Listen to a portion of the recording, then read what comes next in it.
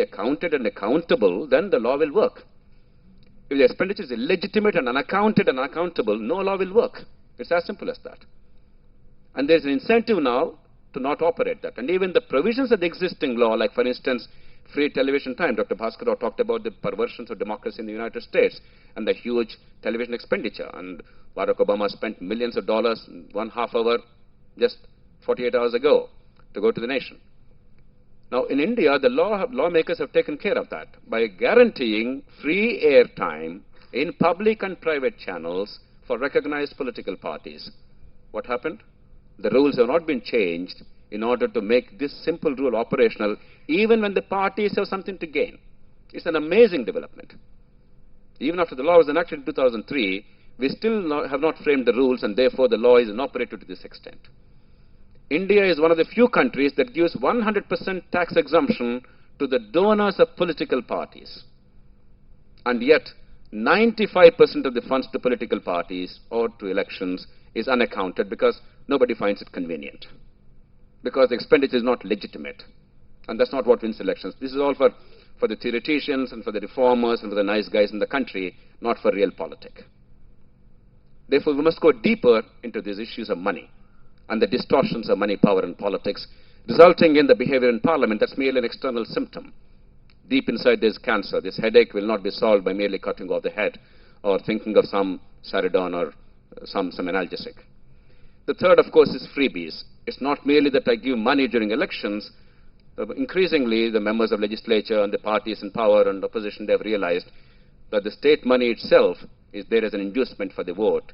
Even if you take away a big part of that cake for private gain, you can still give a significant part for 2 rupees rice, free electricity, free color television. Which other democracy sees a color television being given free and being accepted as the norm? It's not even part of the constitutional duties of a government. At least rice you can claim that there is a reason why the poor should be supported, at least for the time being, though it's not a solution to poverty. But color television, and yet the system did not have the gumption to stand up and say, Mr. Karunanidhi, distributing television is no part of the state. The Election Commission has no guts, and I don't know what the Supreme Court is going to do. I hope the Supreme Court will say, at least this is a corrupt electoral practice, because we're not going to go too far. Tomorrow I'm waiting for a day when a party will say, I will distribute 5 bottles of liquor every month to your family if only my party is elected to office. Why not? How is it different from a color television? Therefore, the freebies. Now, how do we address these issues? Some people mention the question of incentives, Mr. Speaker. Dr. Shashi Tharoor talked about the larger systemic issue, and I agree with him that there is an imperative need for clearer separation of powers. But I'm much more practical than Dr. Tharoor. I know it will not happen for quite some time, and also know that at the national level, there probably are very sound reasons why it cannot happen. North-South, Hindu-Muslim, Hindi, non-Hindi. We have so many fractures and divisions in a very complex and diverse society, why at the national level, probably the country cannot invest that kind of authority in one functionary, though that functionary actually is weaker than an elected prime minister who more or less controls both the parliament and the executive branch of government. But these niceties are not adequately understood, therefore there are fears. I understand. But there are other elegant solutions to change the incentives. And the good news, I believe, is, and that's where my optimism comes from. Dr. Brahmachari talked about his optimism. My optimism is not irrational. I believe there are reasons why we must be optimistic. Good things will happen, big changes will happen, not because they are moral and they are right. Rarely does it happen so in politics. Good changes will happen when the politicians in office realize that there is a vested interest in such change, and incidentally, there's a benefit to the nation. And I believe there is now such a concomitance of circumstances coming today in the country in the next few years. The national parties are losing out very badly in our perverse electoral system. Today, in the 6 largest states of India, UP, Bihar, Maharashtra, Andhra Pradesh, West Bengal, and Tamil Nadu, not necessarily in that order, except in Andhra Pradesh, Congress party is a dominant player. In no other state is any of the 2 leading national parties major players. They're either non-existent virtually politically, or they're playing second fiddle to their local partners. It's an amazing development which is somehow ignored by all of us, because the parliament seems to be unaffected because of alliances and coalitions, and therefore we think this is not an unnatural development. Increasingly, as the national parties are coming below a certain threshold of vote, their seat share is falling well below their vote share. And once people realize that their vote does not translate into electoral presence, representative election, automatically that party dries up. Then you have a Hobson's choice. If you don't have an alliance with a local partner, you are zero in parliament from that state. If you have an alliance with a local partner, you are zero in the state because you don't contest in many parts of the state, and if you don't contest in politics, you don't exist. There is an extraordinarily cruel fate now hanging down the necks of the leading parties, and that's what happened in these states. Increasingly, it's happening in many other states.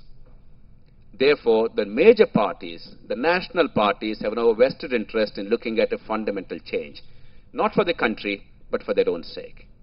And the country incidentally benefits. India is one of the handful of countries with a current electoral system.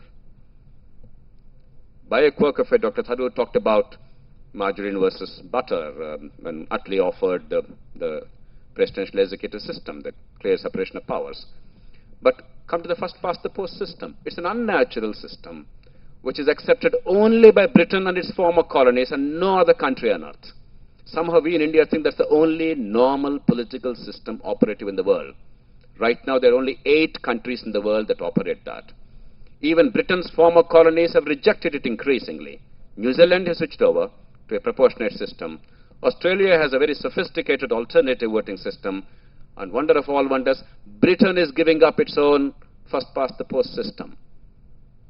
In Scotland, Wales and Northern Ireland, in the regional parliaments, Britain has a proportionate system. It has given up its first past the post system. In London City, 20% of Britain, the mayor is elected by a direct election.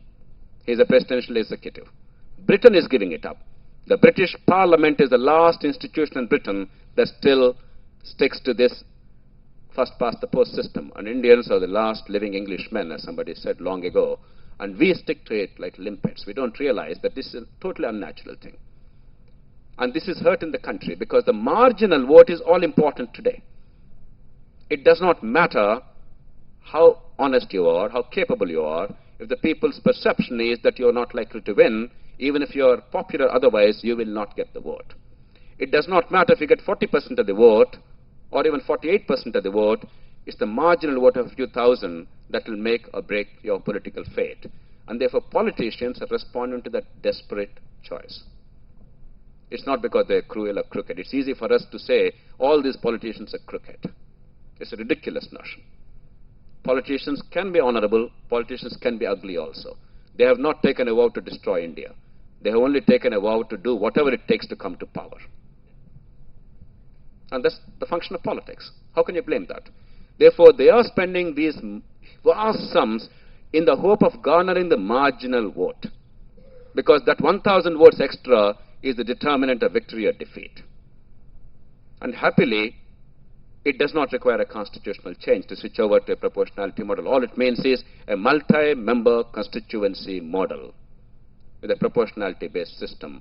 And you know some more than anybody else, the first 2 parliaments were elected in multi-member constituencies. There was no reservation of constituencies for SCs and STs in the first 2 parliaments in 52 and 57. Only because in one particular seat, Mr. V.V. Giri was unelected. He was not elected because he came number 2. The first seat was open in that seat because of a local quirk, a scheduled tribe, but a Raja scheduled tribe was elected. The second seat was reserved to a scheduled tribe. Both seats went to scheduled tribe. The parliament panicked instead of finding a rational solution. Therefore, they started reserving constituencies since 1962 onwards. We could do it through a normal law. The constitution makers were very wise. They very carefully crafted the constitution to give us space to have a multi-member proportionate representation system. There's no reason to have this kind of a first past the post system. It is merely by a Representation of the People Act.